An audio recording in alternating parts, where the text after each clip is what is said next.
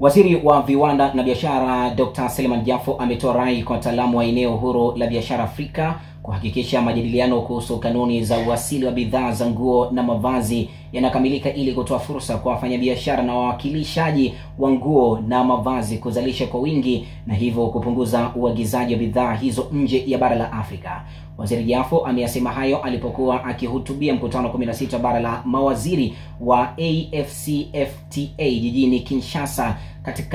katika Jamhuri ya Kidemokrasia ya Kongo DRC, ambapo Tanzania imekabidhi uwenyekiti nchi ya Misri baada ya kuhudumu nafasi hiyo kwa mwaka 2024. Amesema katika kipindi ambacho Tanzania imekuwa mwenyekiti kwenye soko hilo la AfCFTA imefanikiwa kukamilisha mambo mbalimbali ikiwa ni pamoja na kiambatanisho cha itifaki ya